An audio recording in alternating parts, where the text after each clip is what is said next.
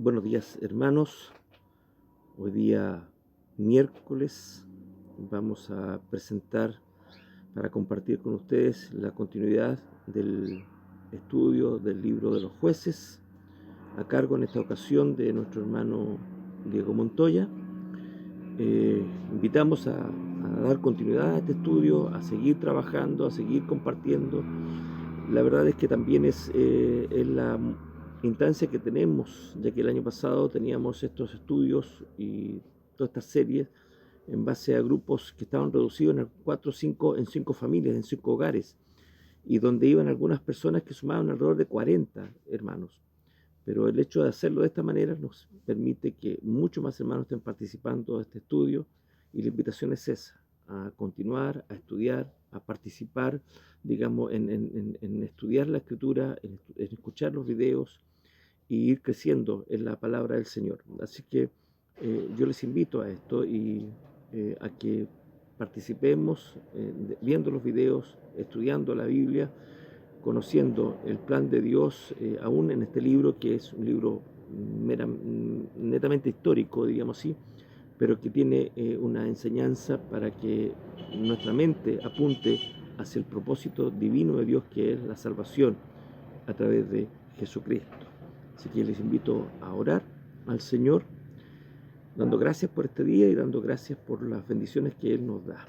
Padre nuestro, en el nombre de Jesús te damos gracias porque podemos, Señor, tener esta instancia de poder compartir tu palabra a través de estos medios, y que muchas personas, muchos hermanos puedan estar estudiando, escuchando tu palabra, Señor, en sus hogares. Rogamos, oh Dios, que tú nos dirijas en todo para que lo que hemos estudiado ya previamente a esta serie, Señor, y los que van a ir siguiendo esta serie, tú nos guíes, Señor, a entender que tus propósitos van más allá de una lectura superficial de hechos históricos, Señor, sino que van apuntando al propósito santo, divino, que tú has determinado antes de la fundación del mundo, oh Señor, para nuestra vida y para toda tu creación.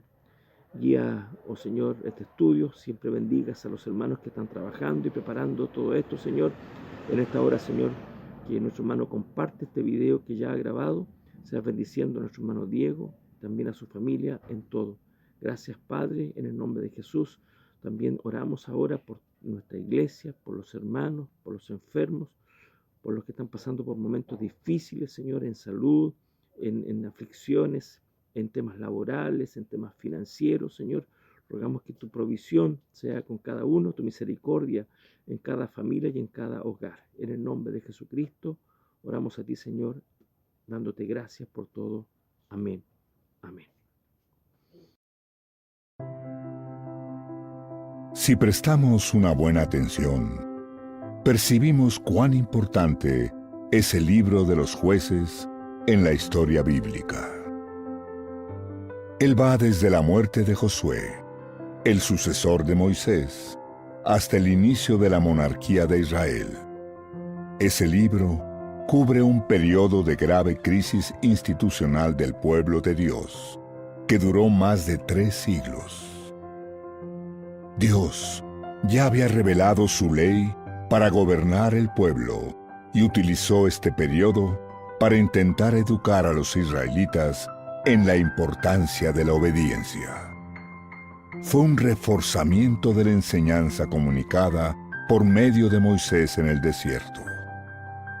Dios enfatiza con vehemencia que los problemas enfrentados por el pueblo en las generaciones después de Josué no sucedieron por infidelidad divina, sino por desobediencia humana.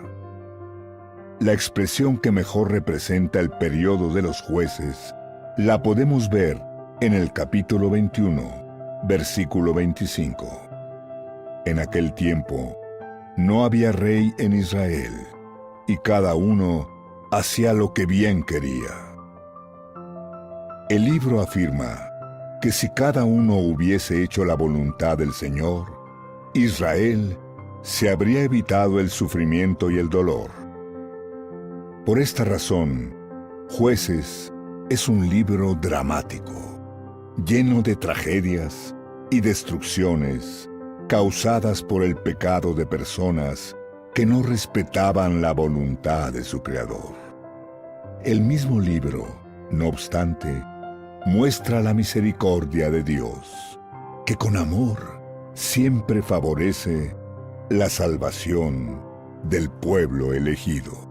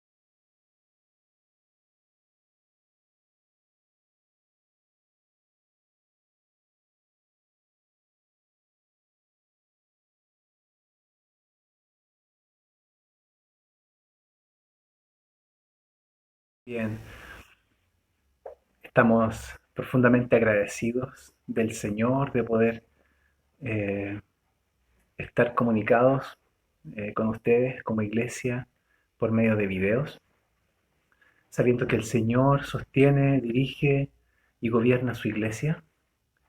Estamos agradecidos porque podemos seguir creciendo a la estatura de Cristo, podemos seguir centrando nuestra mirada en las Escrituras y podemos seguir amando al Señor para que así toda nuestra vida pueda glorificarle a Él. Así que ahí donde usted está en casa, puede acomodarse bien, tomar un momento para que podamos tener nuestro grupo de crecimiento vía online y poder centrarnos ahí, abrir el libro de Jueces en el capítulo 2. Vamos a leer el capítulo 2 del verso 1 al verso 5.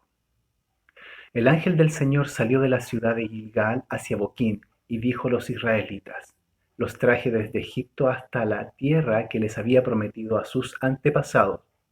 Les dije que nunca rompería el pacto que tengo con ustedes, pero que a cambio ustedes no deberían hacer pactos con la gente de esa tierra, sino que deberían destruir sus altares. Eso fue lo que les dije, pero no obedecieron. Y ahora les digo que no seguiré obligando a esta gente a salir de su tierra. Todos ellos se convertirán en un problema para ustedes, y sus dioses serán como una red para atraparlos a ustedes. Después de escuchar las palabras del ángel del Señor, todo el pueblo de Israel lloró y se lamentó. Así que llamaron a Boquín, a ese lugar, y allí ofrecieron sacrificios al Señor. Vamos a orar. Padre, en el nombre de Jesús, te agradecemos porque podemos leer tu palabra, porque podemos meditar en ella. Y te pedimos, Señor, que sea en tu misericordia alumbrando los ojos de nuestro entendimiento, para que podamos ver las Escrituras, para que podamos ver tu palabra. Ayúdanos, Señor, a comprender tu palabra, a ver a Cristo en medio de ella, a ver tu evangelio en las Escrituras, Señor, y poder practicarlas, Señor, y aplicarlas a nuestra vida. En el nombre de Jesús, amén. Bien, damos inicio entonces a ya nuestra tercera clase de los grupos de crecimiento. Nuestro Dios es bueno y nos permite seguir estudiando y seguir centrándonos en el Evangelio. Como leímos el pasaje en el capítulo 1 anteriormente, nuestro hermano Sebastián nos explicó claramente de qué trataba el capítulo 1. Y es una lista, una serie de acontecimientos que ocurren. Principalmente vemos que el pueblo de Israel no obedeció al Señor fielmente. Y hay una frase que se repite en el capítulo 1, que es: el pueblo de Israel no pudo eliminar a tal pueblo, que el pueblo de Israel no pudo exterminar los altares a los dioses paganos. Por lo tanto, debemos preguntarnos que en el capítulo 2, verso 1, aparece un lugar llamado Gilgal. ¿Y por qué está esa palabra ahí o ese lugar? Dice que el ángel del Señor subió de Gilgal a Botín.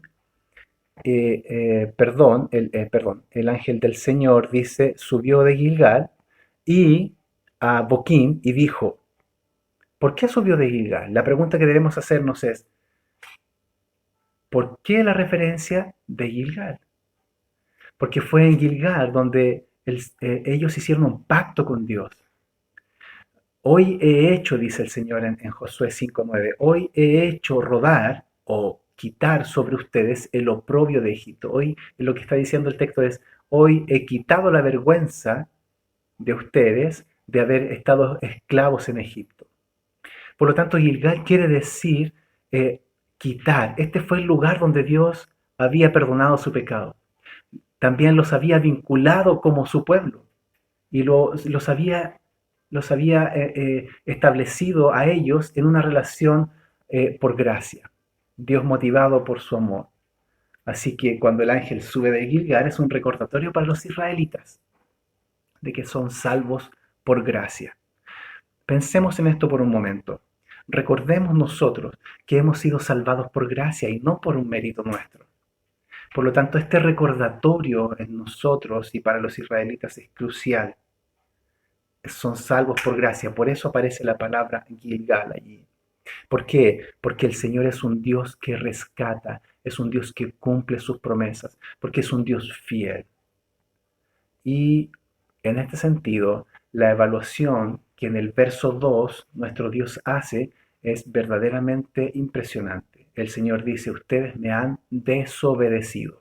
Después de leer todo el capítulo 1, que ellos no pudieron, aparentemente no es que no hayan podido, parece que no querían. Por lo tanto, el Señor dice: ustedes me han desobedecido y punto. La pregunta que debemos hacernos ahora es: ¿de qué manera han desobedecido a Dios? Por dos cosas.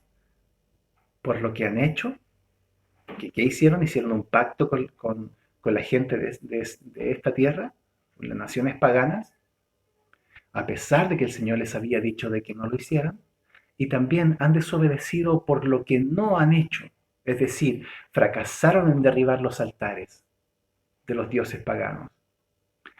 Por lo tanto, en este sentido, Dios quería limpiar al pueblo de Israel de los demás ídolos, para que así pudieran en devoción y en amor adorar al único verdadero Dios. Esto nos quiere demostrar básicamente una enseñanza bien sencilla, bien simple, de que Dios quiere tomar control, el señorío de cada una de las áreas de nuestra vida, y no sobre alguna de ellas. Si pensamos en esto y lo aplicamos a nuestra vida, generalmente está esta tensión en nosotros, de que sí, Señor, esta área, pero quizás esta otra no. Entonces Dios no, que quiere el control absoluto y pleno en todas las áreas de nuestra vida. Dios no quería que el pueblo de Israel terminara viviendo entre ídolos. Quería que el pueblo de Israel, que era su pueblo, le adorara solamente a Él en devoción y en amor. De esto habla principalmente el capítulo 1 y capítulo 2. Nos muestra un poco acerca de este discipulado a medias, de este compromiso a medias. Se muestra a lo largo de Jueces. Entonces, al fin de cuentas, o le damos toda nuestra vida en obediencia a Dios agradecida, o finalmente le vamos a dar una obediencia parcial que finalmente se reduce en ¿qué? En desobediencia. Ahora, esta es la tensión que tenemos en este estudio. Capítulo 1, verso 19, leemos que los israelitas no pudieron. Pero hay una tensión, porque en Jueces 2:2 hay una contradicción que Dios dice, ustedes no quisieron.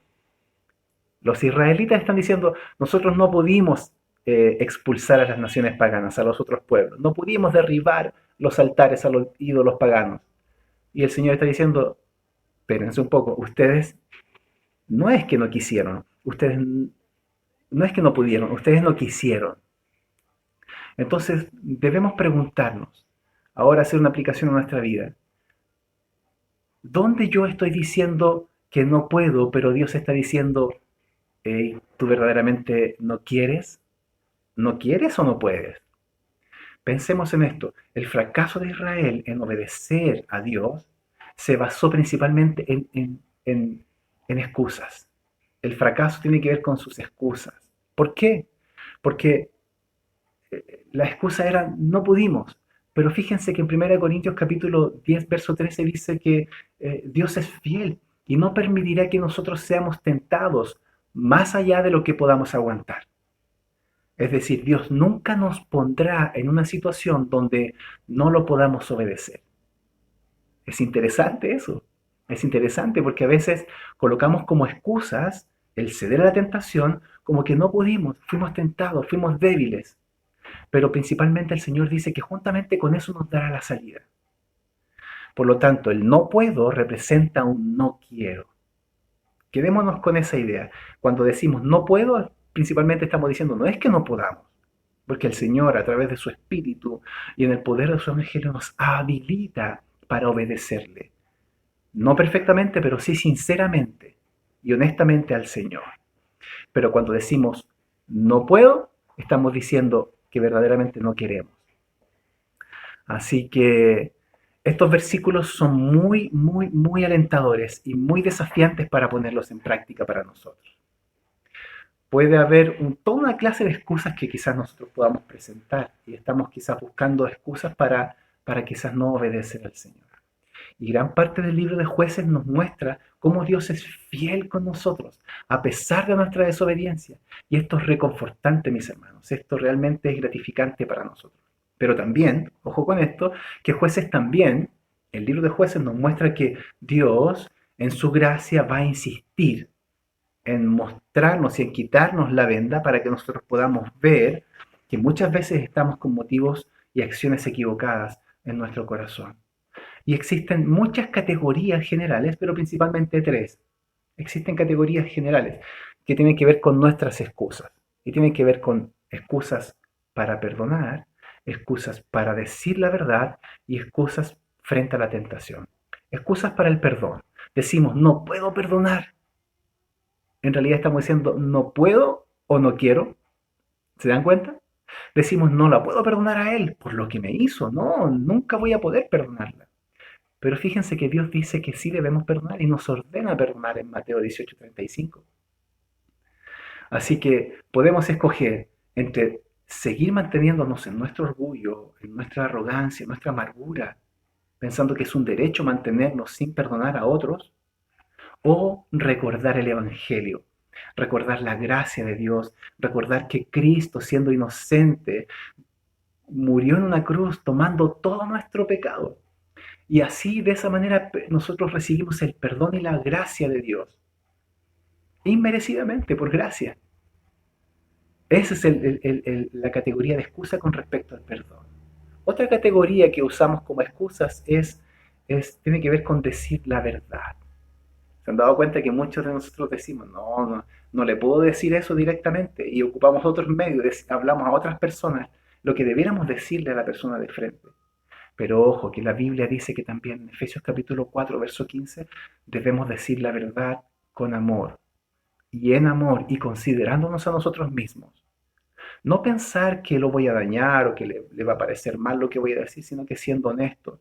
Y esa es una batalla en nuestro corazón, de no querer herir al hermano o a la hermana por decirle la verdad, pero a veces pecamos en eso y preferimos callarnos y preferimos desobedecer a Dios cuando el Señor nos dice que debemos decir la verdad en amor.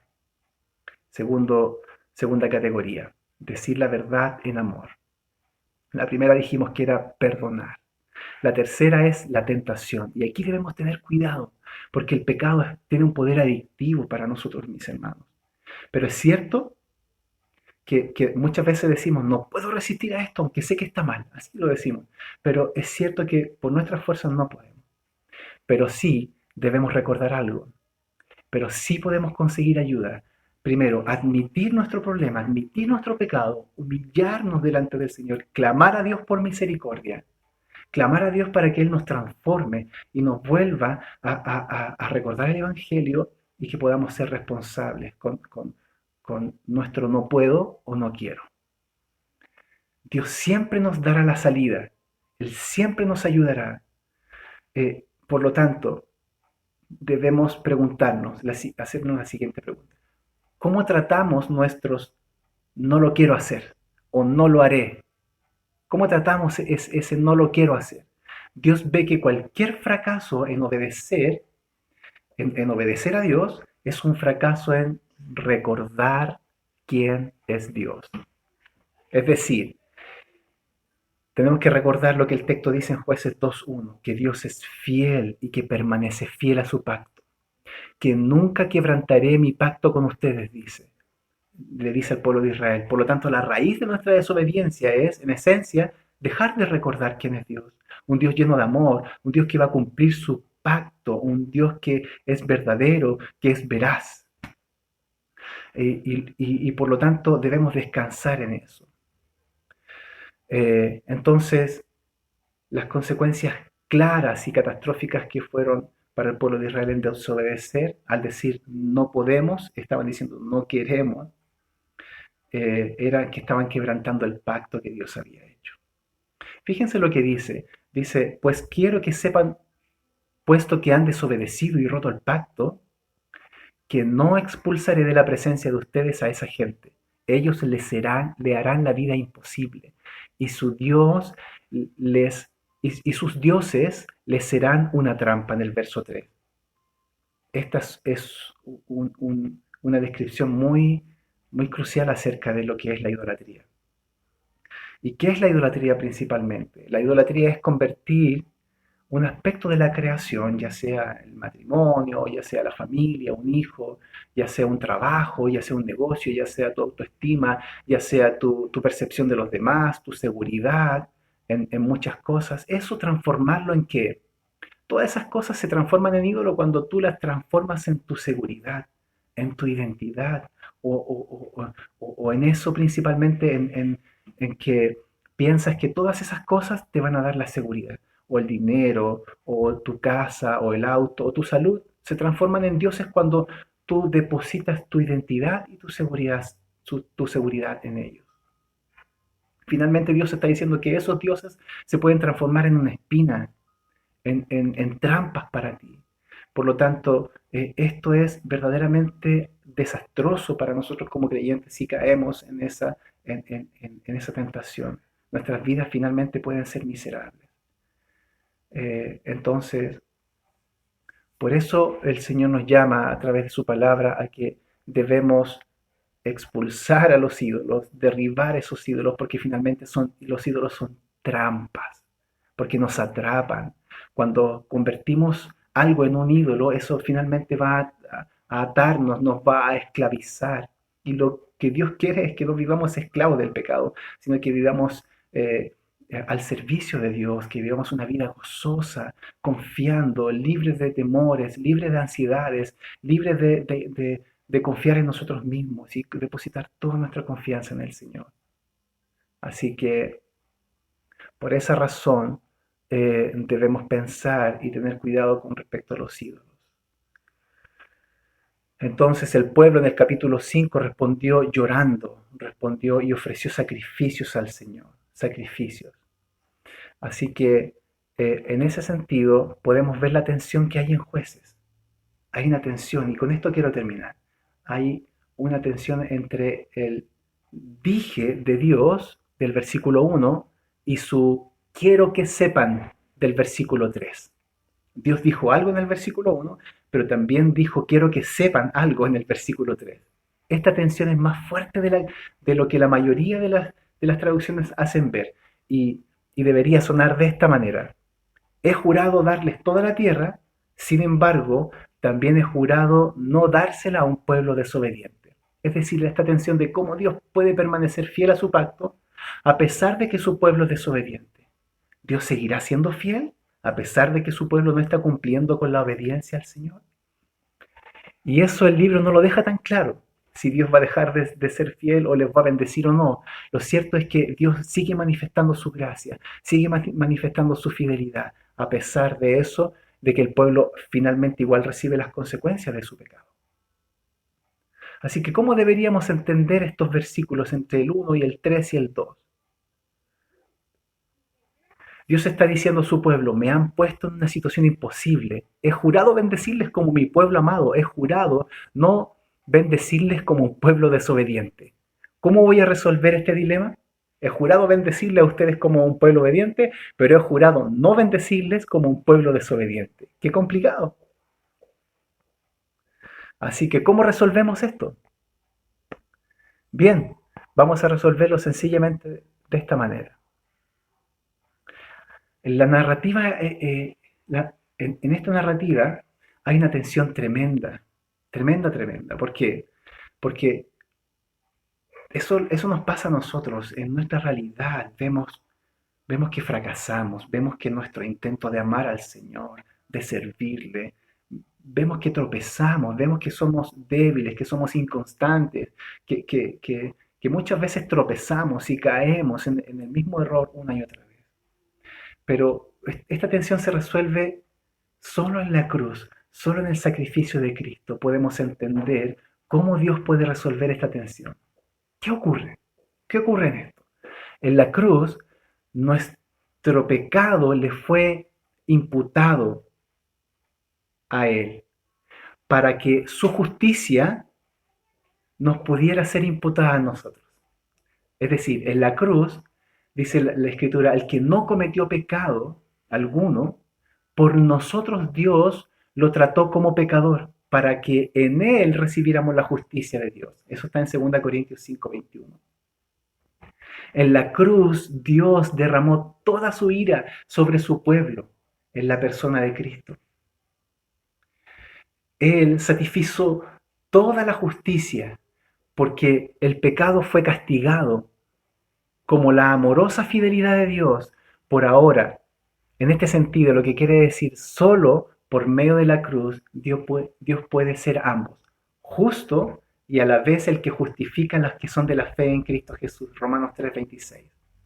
Esta es la única manera en que se puede resolver esa tensión entre jueces.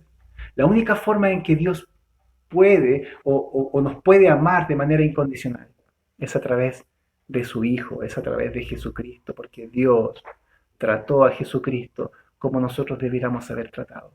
Ahí descargó su ira, ahí cayó cayó toda su justicia sobre Cristo, para que nosotros fuéramos absueltos, para que nosotros fuéramos liberados de esa condenación. Sin el Evangelio de Cristo crucificado, siempre cederemos de manera complaciente al pecado.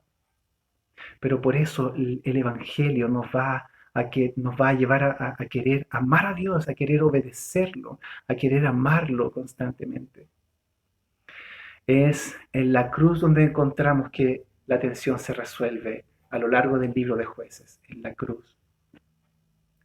Y de esta manera podemos vivir vidas perdonadas y obedientes, sabiendo que hemos sido rescatados de nuestra antigua naturaleza. Y de esa manera estamos habilitados por el poder del Espíritu para obedecer al Señor. A pesar de también vivir vidas pecadoras y desobedientes. Eso realmente es una paradoja, una contradicción que quizás todavía no lo podemos comprender. Que el Señor nos ama a pesar de nuestros tropiezos, a pesar de nuestra incapacidad para poder amarlo constantemente. Cuando pecamos y cuando desobedecemos, miramos a Cristo, que Él verdaderamente obedeció, que no se halló engaño en su boca y que Él obedeció perfectamente a Dios Padre. Y esa obediencia perfecta fue acreditada a nosotros. Por lo tanto, debemos desechar el orgullo, debemos desechar la desconfianza, debemos desechar el temor y aferrarnos a Cristo, aferrarnos a que Él es nuestro Señor, sin ser seducidos por el pecado ni por la tentación. Así que mis amados hermanos, aquí terminamos nuestra clase. Espero que el Señor les bendiga, espero que el Señor siga obrando en sus corazones ahí, ¿sí? y nosotros podamos seguir creciendo, confiando y recordando que el Señor es el Señor de la iglesia, que Él es dueño de la iglesia, que Él sigue trabajando en nuestros corazones y está fortaleciendo a su pueblo, y está adiestrando a su pueblo, y está haciendo que su pueblo se humille cada vez más delante de Él, para así poder darle toda la gloria y la honra. Oremos a Él. Señor, te damos gracias por tu palabra. Ayúdanos, Señor, a comprenderla, a entenderla y a aplicar tu evangelio en nuestras vidas. Perdona nuestros pecados. Nos humillamos delante de ti para que en tu gracia, Señor, nos socorras y nos hagas más como Cristo cada día más, en medio de las dificultades, en medio de lo que estamos viviendo, podamos creer y confiar en ti, Señor. En el nombre de Jesús, amén.